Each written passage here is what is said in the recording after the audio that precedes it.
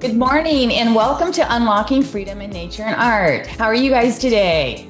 So, greetings from all over the world, and we're so excited you're here. And thank you. We appreciate it when you take the time today to be with us. And every Tuesday. And hi, Lori, how are you? I'm doing great. How are you, Tammy? Good. I'm excited to be here, even though it has been really cold, but it is beautiful out today here in our area. Lori always teases me because she has the nice 80-degree weather, and this time of year it is freezing here. How about you, Kiki? We are wanting to welcome Kiki. She's been our guest before, and she's amazing. She's been a professor, um, author of two, now three books, and we want to hear all about it Yes. today. Hi. I am so glad to be with you here. I mean, you can hear my lovely voice, but you can't see my face, and that's really annoying me. We can Well, we see you, You can see me. but you yes, can't we see can your. see you. You just can't see yourself. Yeah. No, it's very bizarre. I'm trying to log in onto the phone as well. The phone is asking me all kind of tech questions. Download from good. No, I This just is want an to join the meeting. obstacle, just like what I shared the other day. A lot of times we have those roadblocks in our life. Something happens bizarre last minute, right? And it's kind of just like a stumbling. And so it's like, how do we get over? Do we jump over it? Do we go around? Or do we let it just like be right there in our face and like, okay, I quit, I right? usually go, we say in French, just grab the bull by the horns. Mm-hmm. And I kind of go that way. That, And then I pray.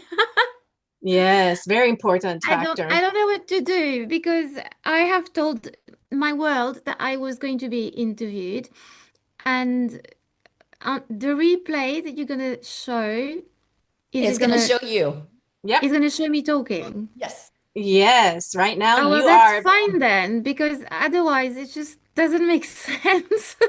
Well, there's also a lot of value on, radio, and people don't see the person talking, but just get a lot of value in that That is very amazing voice. true. So, but we Yeah, can't yeah, yeah. see you, Kiki. We We can guarantee see, you. We yeah, we can That's see you good. and you look beautiful as always. So, Merci, just like you, just like you.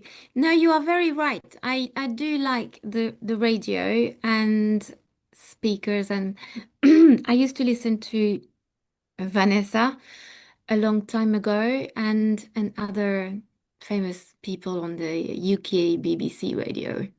But I'm not good with remembering names because I have memory issues. Ta-da! But it is true that radio or some podcasts that are out there, they're not video shows, they're literally just the audio. And it's Yeah. just so fascinating how you can just learn to value, respect, and honor just the person talking and all that because of their what they're saying.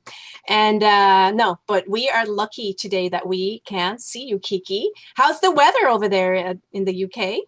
Um, Raining, but not here where I am, because I am right on the south coast in Eastbourne, and the sea air and the sea wind makes the rain not last very long. I'm not a weather technical person, but I can see blue sky and a few little clouds, so I'm uh, happy. awesome. Are so excited to have Kiki back here. This is her third time. It tells you Is how much it? we love her, right? Third, Oh, fourth time. wow. You've came on a few of the separate little times, but this is your third time here. Okay. And she is an amazing author. Here is one of her books. That's the first The first one. one. Never seen it Which is coming. amazing.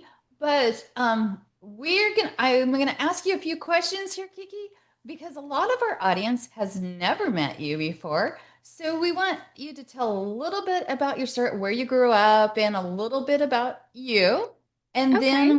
then we're gonna jump over to how you got started writing books and your whole story about what you deal with and overcoming those stumbling blocks. So.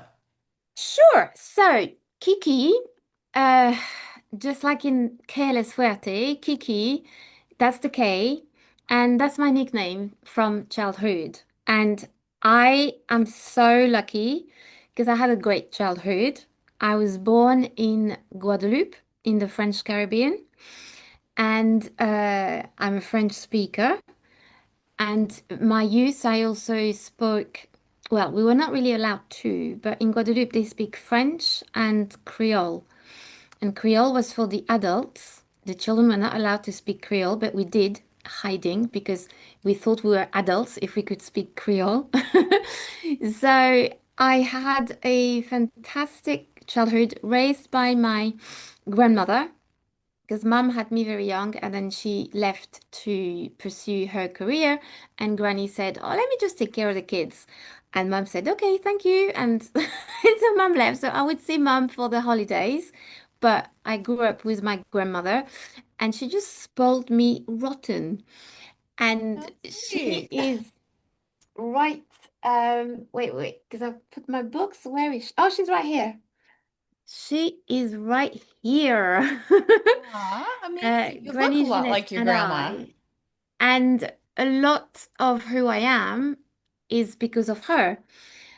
As a child, I used to write and I used to imagine a lot of things like a lot of children do, but I would put things in writing. And she used to encourage me to write stories. And I had little exercise books full of stories that I was very proud of. And I took them at school.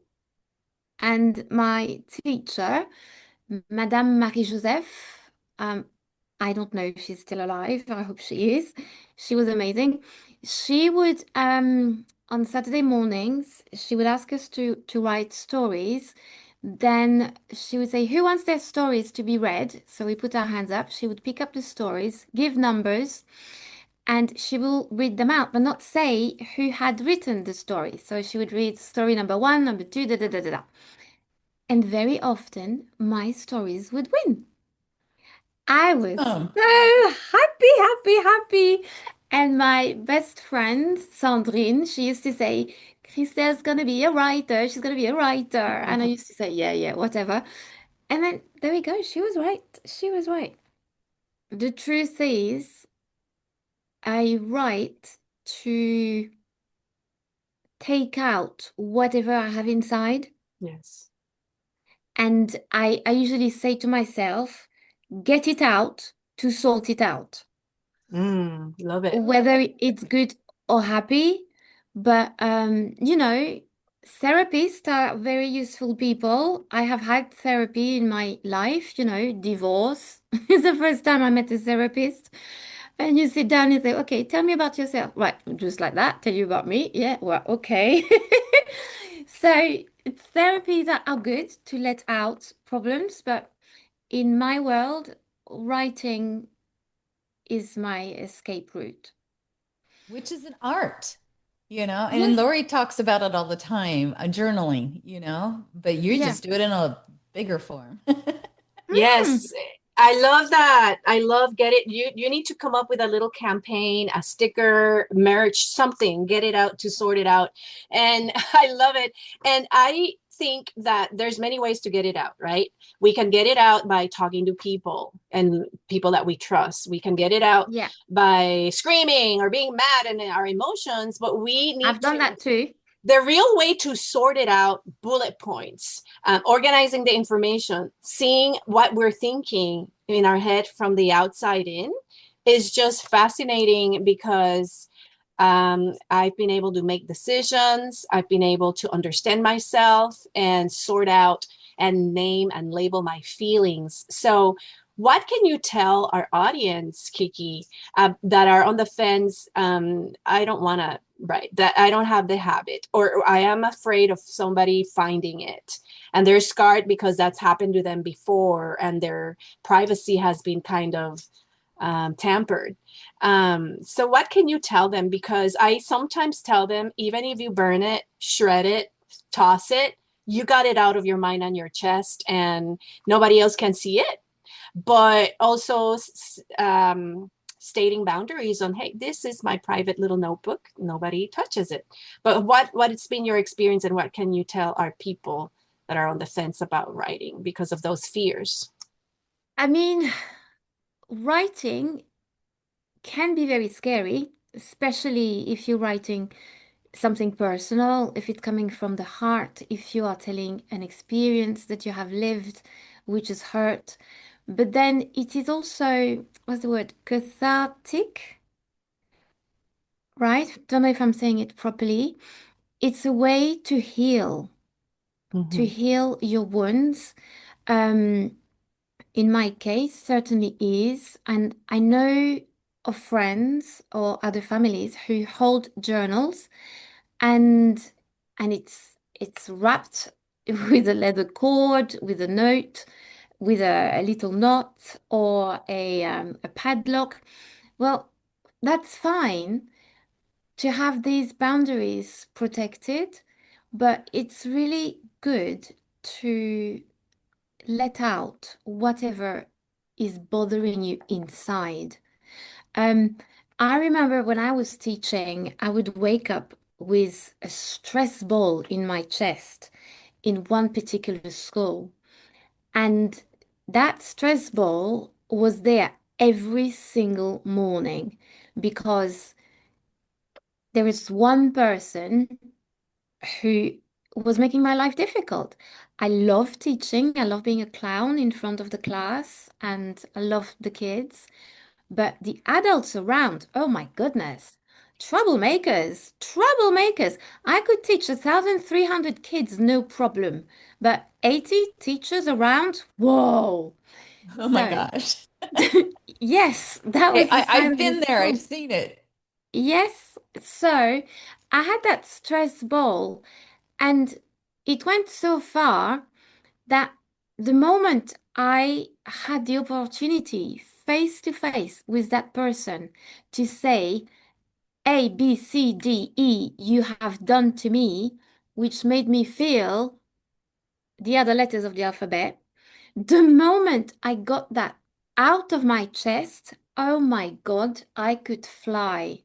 I promise you, I left the meeting skipping like a little girl, and I was That's in my 30s or 40s, I can't remember. It's a long time ago. But that's I think that awesome. from that moment, I did learn not to keep things inside. There are always going to be things that you cannot share, that you do not want to share. But as long as it doesn't hurt you, giving you a stress, pain when you wake up, fine. But if it does, you need to get it out. I was Really. reading something the other yesterday about especially for forgiveness, or are you holding something like that? And sometimes people don't even realize they might have hurt you, because Yeah, from their view, they experience differently, is to yeah. write a letter about how you're hurt or upset. And you don't even have to give it to them, but I've done that too. just writing it out Yeah. helps. And like Lori said, you can burn it or shred it afterwards. Hmm. And you can write 10 letters to that person, or every time you start Yeah. having a problem, well, this is really bothering me. It doesn't mean you have to give it to them, but it just helps it to get out, especially if you don't have somebody that you trust that you can talk to, or a therapist or anybody like that. But it's one of those ways to relieve anxiety or stress, or to help you to forgive that person, because when we hold, Yeah. so we have to forgive. And a lot of times, the main person we have to forgive is ourselves, because a lot of times I think it's more we're upset ourselves for holding on, like you said, for how long did you hold on to, you were so upset with that person, but once you released and finally said, but you thought through what you said, because what we forget is you can't take back your words a lot of times, right? Mm-hmm. But I can tell because you took the time, so you held back and you were thinking about, okay, this is how I'm going to approach it. I'm going to say, this is what you did, and this is how it made me feel. And it's so true what you are saying. There are 2 points there. I remember writing a letter, and I called the letter Letter to My Demons. And it was a letter where I was writing to different people, let's say to all the people who hurt me at some point, whether they hurt me greatly or in a small quantity. And I wrote this letter to my demons. I felt so good afterwards. The letter is somewhere on my computer, but I haven't sent it, but it felt really good. It was like relief. I had lost a lot of kilos writing this letter. And then the other way is writing my books. The very first book, Never Saw You Coming, when I started writing it, it was autobiographical. And then I reached a point where it was too painful to write about myself. I couldn't do it. So I put it down and I didn't touch it for 7 years. But the need to write was inside. It was like a child that needs to be born. Mm. So after 7 years, I went back and I changed everything into fiction. And the people who hurt me, somehow they have inspired some of my characters.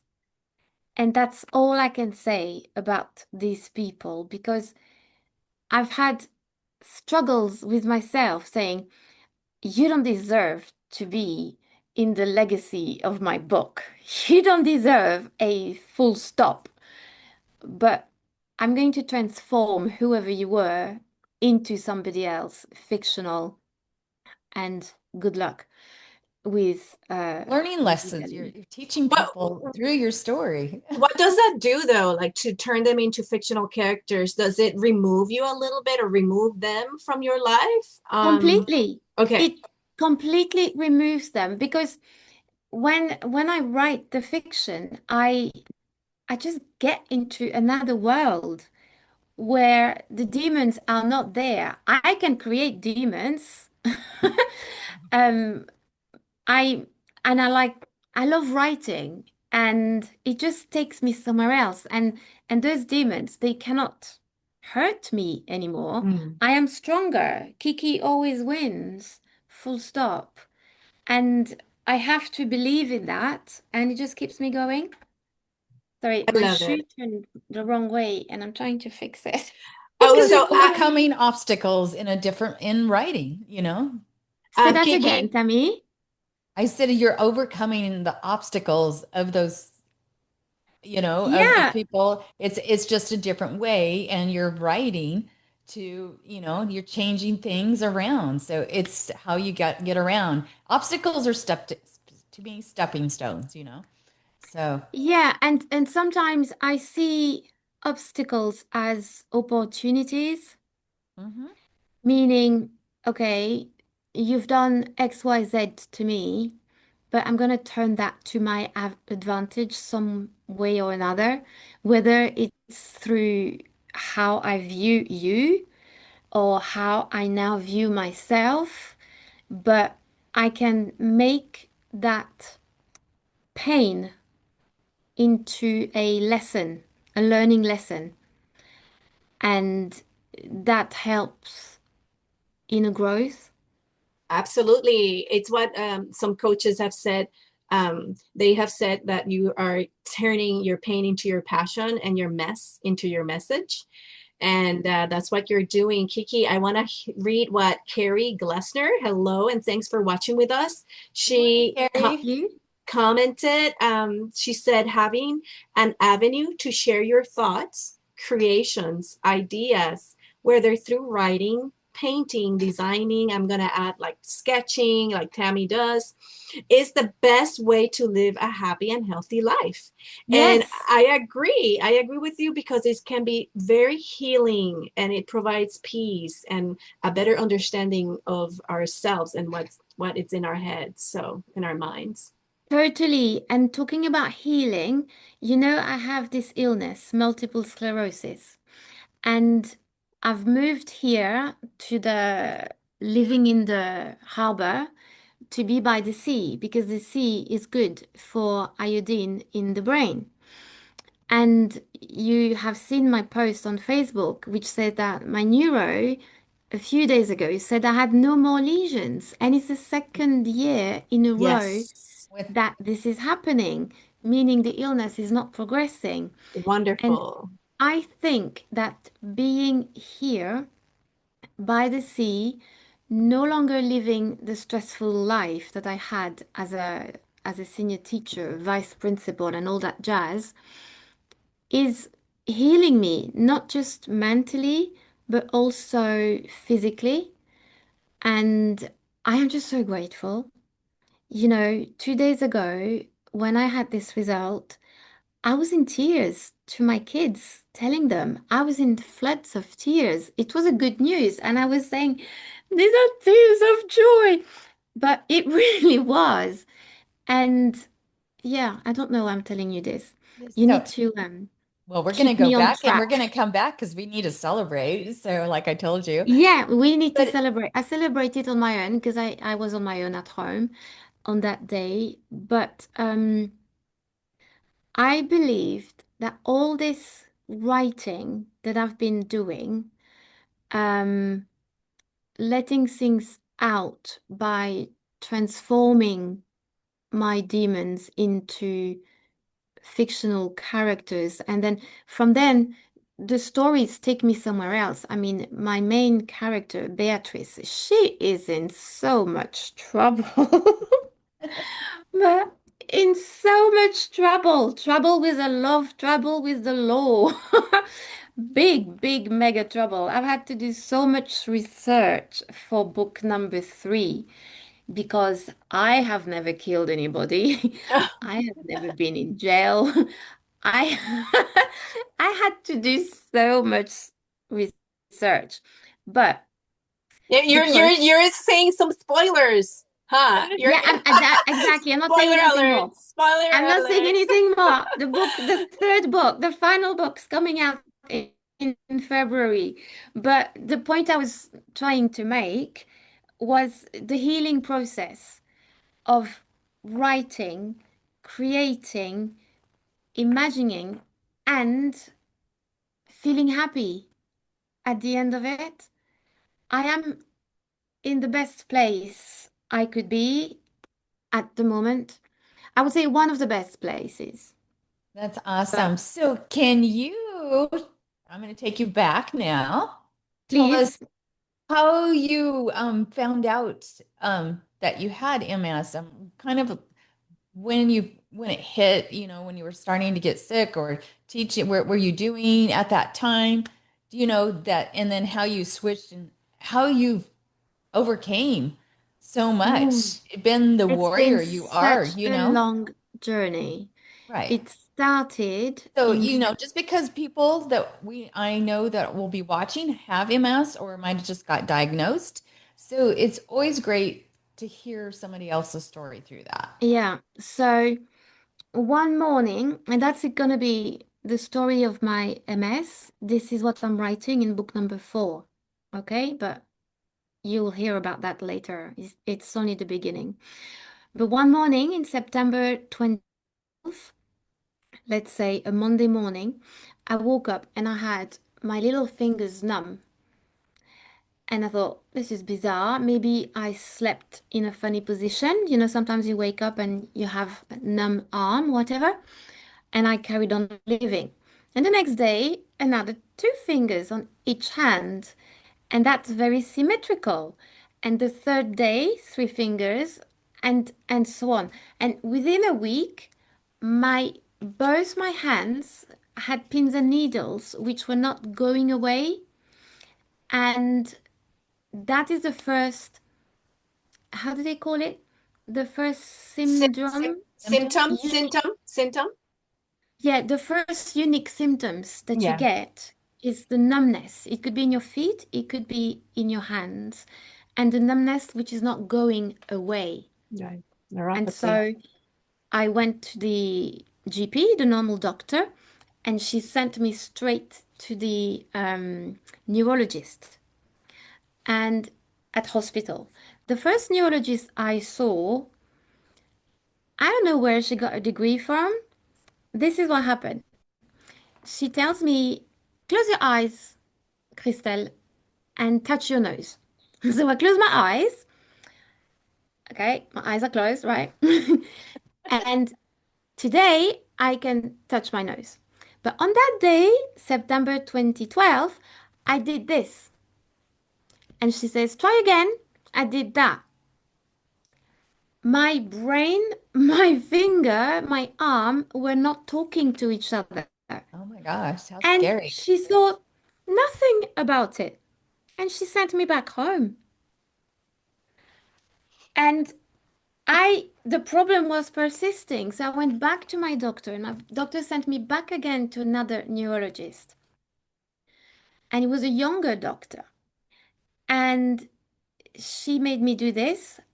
And she said to me, oh, because in between I had tests for carpal tunnel and I had little electric things on my body and that nothing, everything was normal. And that second neurologist, when I did the test and I touched my cheek thinking I was touching my nose, she said, okay, the problem is central. That's what she said. And I thought, central? What on earth does she mean? What she meant, my central drive, my brain. The problem was in my brain. And then she sent me for an MRI, and that's where they saw the little white lesions Mhm. on the brain, explaining why my hands were numb. Because wherever the lesions are, it affects a certain part of your body. So touch wood, I am grateful. I'm still mobile. I use a walking stick because my balance is very bad. And long distance walk, I can't do. So I have a wheelchair, but I can still walk. Touch wood. Thank you, God. So that's how it started. And then I am told on my second visit to the neurologist, you have multiple sclerosis. There is no doubt, and it is active. And I thought, I have multi what? I'd never heard of that illness before. Never, ever. People on the TV, we hear a lot about cancer. We hear about AIDS. Multiple sclerosis, nothing. So I didn't know that illness existed. I had absolutely no idea. And once I researched about it and saw that, oh my goodness, it's not a terminal illness, but it can make you very fragile in the long run. And a cold might get you because it's all about your immune system being defective. So, as I read about it, I just got very scared. Really, really scared. I was still working full time as a senior teacher, a lot of responsibility and stress. And at the same time, I had these fatigue attacks. I could not understand my body. My body no longer belonged to me. And guys, I can tell you, it took me 2 years to accept that I had that illness for which there was no cure yet. And what choices did I have other than accept and keep going? So I have I read once, I can't remember who, from a MS website, a lady who was saying, I have MS, but MS doesn't have me. Hmm. That's great. And I decided to live by those words. So once I got the diagnosis, it became very scary. Um, I remember my mom was with me when the neurologist, Dr. Ren, who retired without my permission, um, my mom was there and she said to him, what can I do to help? Can I give her a kidney? Can I give her a lung? And he said, no, madam, it doesn't work like that. So that was really hard on mom She had traveled all the way from Paris for that diagnosis day. And so once I did the, how do you say, now when somebody dies, you grieve. It's a grief. Yeah, you go through an anger and a grieving and like shock. Yeah. Denial. Yeah. Yes, those different stages, anger, knowledge, understanding, anger again, denying until you reach acceptance. So once I grieved the old Christelle, the old Kiki, oh, we were trying to change my name on this thing. That's okay. But anyway, once I grieved her, then I decided to slow down because I didn't want to finish, to leave this earth too early. So I slowed down, and from full time, I went to work part time, 3 days a week, which was absolutely phenomenal because I had never ever worked part time in my whole life whenever I worked, apart from when I was a student.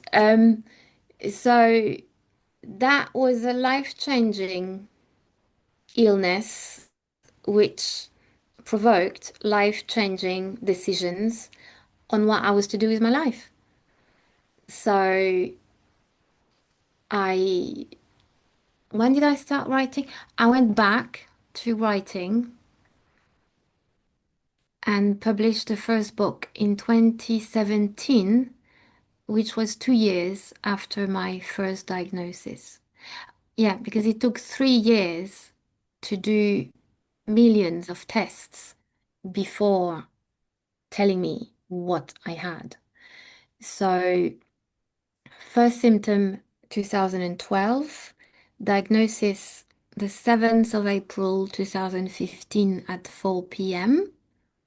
that I was told you have MS and there's no doubt it's active, so treatment started.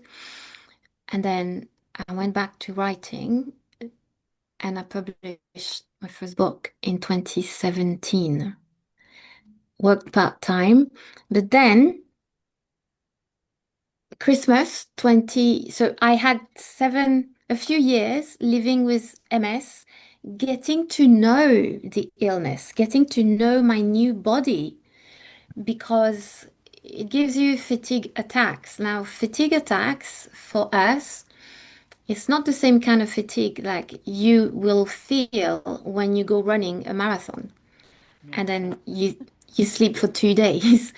Or the kind of fatigue when you climb up the stairs and you're very tired. There is tiredness and there is fatigue. And fatigue is this overwhelming feeling that you have, which is completely debilitating. It's like a big wave catching you when you're on the beach and knocking you down, and you can't even get up because it was so strong.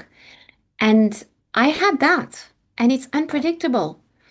I would be teaching in class, and suddenly I'm feeling funny, and I want to cry, and I'm just losing control. And I had to leave my class and get a colleague to help me to take that class, and so on. It was hell. It was chaotic. I used to run in my vice principal colleague in tears and angry at the same time, saying, "This isn't me. I don't know who this is." And I got to a stage where to understand, I would say I am 80% Kiki and 20% Kiki with MS. And sometimes that 20% wants more of the normal Kiki. So it will grow into a fatigue attack and be 60%, and I am flat and I can't do anything. Mm. So it took me 2 years to understand how this illness was working and also to slow down. Because if I do too much, if I use too much of my energy, I will have a fatigue attack. It's a bit like a mobile phone. And when your mobile phone has got just one bar left of battery life, you're not going to start calling your mom and talk for 5 hours, right? You're going to plug in your phone to recharge it. So that's the same. If I am a little bit tired before I get to fatigue attack stage, I have to slow down. And I learned to live with with the illness and to listen to my body, to listen to myself more because I never used to. I was always working at a really high level and doing XYZ all at the same time. Spinning the plates, my head teacher used to say, Christelle, she's really good at spinning the plates. But December 2021, I went back home to Guadeloupe in the Caribbean for Christmas and I had a fantastic Christmas. And the 1st of January, I wake up and I get out of bed and I can't feel my legs. So I sit down, so there's a problem here. I can't feel my legs. Try to get up again and I fall. So I tried and called my partner for help and he was very helpful and then my leg sensation became to normal, but I wasn't walking properly. My my legs, instead of walking like this, my legs was doing, you know, it was very odd. And that went on for 14 days until it took me back to emergency because I couldn't cope anymore with this degradation of mobility. Day by day, it was getting worse and worse and very scary. So it took me back to A&E and the MRI showed that I had new lesions.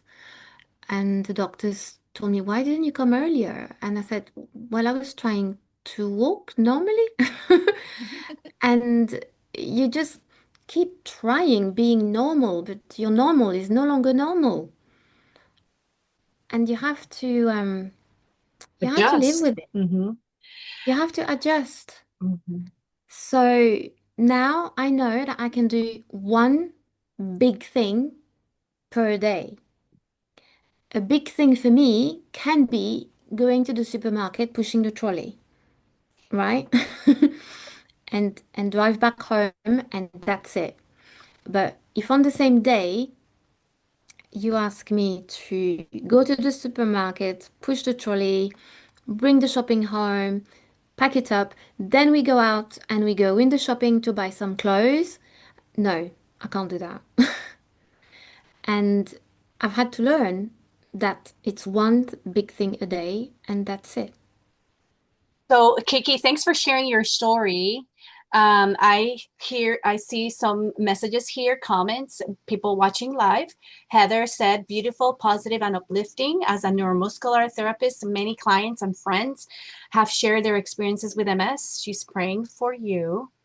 Thank you. Sue Jimenez was diagnosed 15 years ago, and she's taking no medications as of now, but she has her moments. And then Sandra Crook says, it's amazing how our demons can make us stronger. They can be the teachers we need in a particular season of life.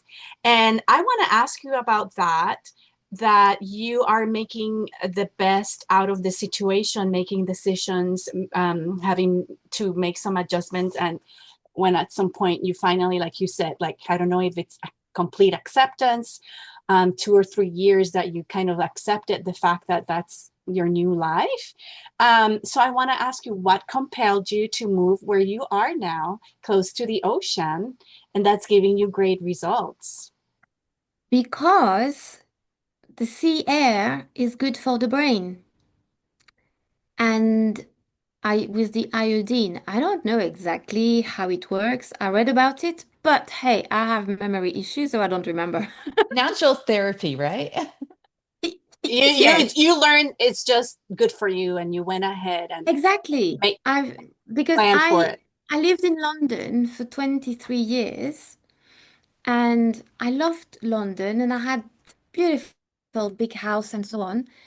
Then this illness came, and reading about it, you read that iodine helps the brain, which has got multiple sclerosis. So that meant at some point in my life, I will need to live by the seaside. And I remember when so I had decided to go back to the Caribbean to live forever because there's plenty of sea air. It's a little island and the beach is everywhere. But the temperature was too hot for me. And that's something else with MS. You have to have the right temperature. You mustn't be in an environment that is too Too hot or hot. too cold because your body reacts. So the Caribbean return was not a good idea. And we came back to the UK. And I had to admit that the UK climate, with its rain and sun and rain and sun and rain and sun, is the best for me. So by the sea, when I was searching for a flat um, to live, there was this advert, and the advert was just a photo of the balcony and then the boats. And I just had that vision. I'm gonna write stories on that balcony, watching the boats. And I said that I really wanted to rent this flat. And the estate agent said, there's another couple who's also interested. And the landlord wants you to write a letter explaining why you should have the flat. So the landlord asked to write a letter and he's asking Kiki to write. Of course, I'm gonna write a letter. So I just had it on. This little balcony will be famous one day because books will be written there and the air will help my MS. So I wrote my letter and I got the flat. I was very happy. And from that balcony, I wrote book number 3, which will be published in February. That will be the end of the trilogy. And I've started book 4 on MS and book 5, which is another story. That's So awesome. So, and this is I want to ask you this question because I get it. I used to get this even when I went to the doctor's office, like a new doctor or something. It was like, they would never believe you. They would always say, "Well, you look fine." How many times have you gotten that from people? It's like, you can't be sick. You can't have MS. You can't have brain. I was told you can't have brain tumor. I've You look had totally fine. I've had comments such as, "Oh, you're looking so well." I've had that so many times. Um, you don't look ill. And I had a comparison. I said, avocados, right? I am like an avocado. So you have the black skin outside, which is beautiful, which is smooth and shiny like a queen. But sometimes you open the avocado and inside it's completely rotten. Yes. That is how I am. Nice on the outside, but inside it's another story. And you don't want to see me on a bad day when I can't do anything. There are days when, Tammy, I can't get out of bed because I have no energy and I I can't. totally get it. But it's like, so what I want our audience to realize is sometimes if somebody doesn't do something with you, it might because they're just not feeling good. It's nothing to do with you. Yes, And the person that's sick, they would give anything to be able to do that, the number instead of of being sick times, in bed, right? yeah, the number of times I've had to cancel attending a party or cancel going out for a drink. Your friend invites me on a Monday to meet on the Wednesday. On Monday, I'm fine. Yes, sure. Tuesday, I'm still okay. Wednesday morning, I can't get up. Yeah. I didn't do it on purpose. It's just that I don't have the energy to do it. And just forgive me, I have to rearrange. This has happened so often. So At the beginning, it was hard, I guess, for my friend to understand, but now they know, they accept that I might cancel last minute. And that's what you said about the ocean wave, right? It pushes you so hard that you have no control over it. My friend, she's watching here. Sandra Crook is saying that it must be so cool to write from that view from your apartment. And she's wondering what to do with writer's block. Oh, writer's block. It's called writer's block for a reason. It's because it blocks. So just let it block. And when it's tired of blocking, the inspiration will come back. Don't stress over it. That's what I would say. There are times when I've been writing with a friend that I can't tell you who, but we've been writing. He writes a chapter, then sends it to me, and then I write another chapter. It's like a thriller story that we're writing together. It's an experience that is incredible. And there are times when what he has written, I can't follow up because I'm having a writer's block. And then he just says, "Do you want me to carry on that chapter?" And I just said, "Yes, please," because I have no idea of how to carry on. But you mustn't stress about the writer's block. Writing, I mean, I know some people have deadlines and must write for a corporation and so on and so on. I'm lucky I don't have that. I write when I want, and when my book is finished, then great. Um, but if you're not working and writing with deadlines and you're having writer's blocks, just let it be and it will come back. Because if you stress about it, you cannot create under stress because the creation will be tinted with stress. I know that because, like I told you, my very first book, when I started it, I couldn't finish it because I was so stressed and in pain. I had to put it down, and I went back 7 years after. So, no, writer's block is no big deal. Just let it be, and then it will go away. What is like you cannot create being stressed. So what would be the opposite of that, Kiki? Like you need to create or you must create or creativity flows best when what is the answer there? I think creativity flows well when you are happy with yourself. Mm. Um, or when you have the strength to say what you want to say.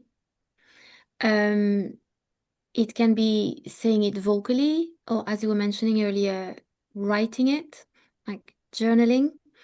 And I think that when you are true to yourself, then you can, for me, that's when you can create.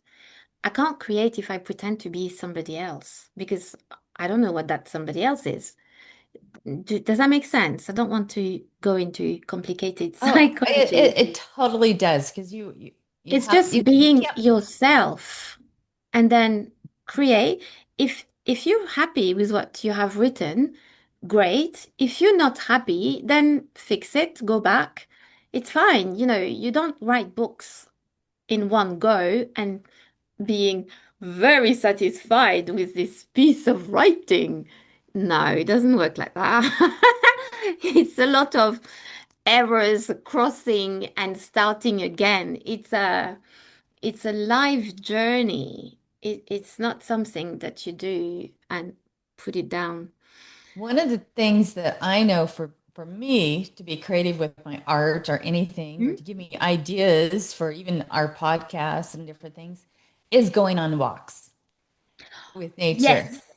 Spending time outside, because when you're spending time outside and you're just paying attention to what's around you, it's amazing how many ideas will come into your brain at that time. Anyway, for me, that's how it works. Especially if you set that intention out, before you walk or before you, Hmm? yeah. So I am telling you mhm. that I've lived here for a little longer than a year. And in my phone, I had Harbor Walk set. reminder every day. 10 a.m. Harbor Walk. I've lived here for 1 year, but it's only the last month or two that I have actually started the Harbor Walk. And today I walked for 50 minutes, which is the longest I've ever done with my walking stick. I can't walk without the walking stick because I'll end up falling in the water. Um, but walking in the harbor is just fabulous. Mm. The other day there was a swan. It was the first time I was seeing a swan in the harbor. Had no idea where it came from. And today I was looking for it. It wasn't there. It was just a one-off thing. But being close to the sea and like Tammy, you say being close to nature helps your creativity. I would totally agree. Um, my harbor walks, I get a lot of iodine through my nostrils to my brain because my brain likes that. And it just clears my head. And I'll come back and I'll have new ideas and I'll put a little post-it all around me, not to forget them. And yeah, it's important to give yourself time to connect with nature, whether it's a river, a harbor, a forest, a lake, a pond, a park. If But you have your phone with you, also it's a good idea to, in your notes app, to record yourself as you're walking and you came up with an idea at the moment, like you said, like writing in the post-it notes and things like that. But then also, if you already have your device, like Tammy, she loves to take the pictures. Also, use that notes application to record yourself. I have a friend, he wrote a book just writing his notes and then transcribing them. amazing. Mm. I haven't thought about that. I have a lot of notes for book number 4, a lot of chapters that I wrote that it's on my phone. If I lose my phone, I lose my books. That's not good. This is crazy because I haven't taken any notes recording, but I have in writing in the note thing. But Well, I also hopefully it's send saved them. elsewhere too. Yeah, no, no, no. I send the notes to my emails. Oh, Now good. I can see you better. Yeah. So, Kiki, time goes by super fast when we're having fun, and you've definitely added a lot of value to our audience. There's some people Thank that have been you. here watching. The comments are amazing, saying, "We love your story, prayers for you." I mean, there's been amazing response. Sandra said, "I love your answer about the writer's block, and we love having you." So, we want to say thank you for being here. We wish you Thank all you the for best. inviting me again. Yes, we wish you all the best with book tree, and then I'll let Tammy say some words so that you can also have some closing remarks, if you want Yeah. Did to. you have any closing remarks, Kiki? Closing remarks.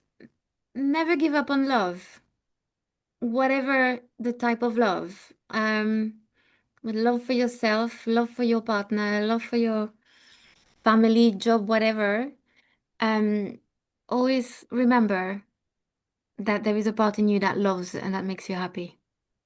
I think that love is the biggest energy that we have, is the most complex, but the most beautiful. So never give up on love. Perfect. Well, we want to thank you, Kiki, for joining us. It was our honor, and we appreciate you, of Likewise. course. And we appreciate all of our audience. We love it that you guys are here.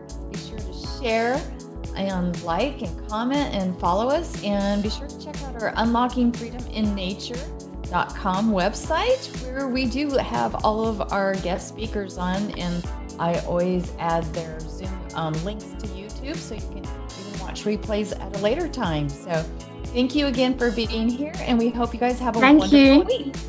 See you next week. Thank you. Bye. Bye.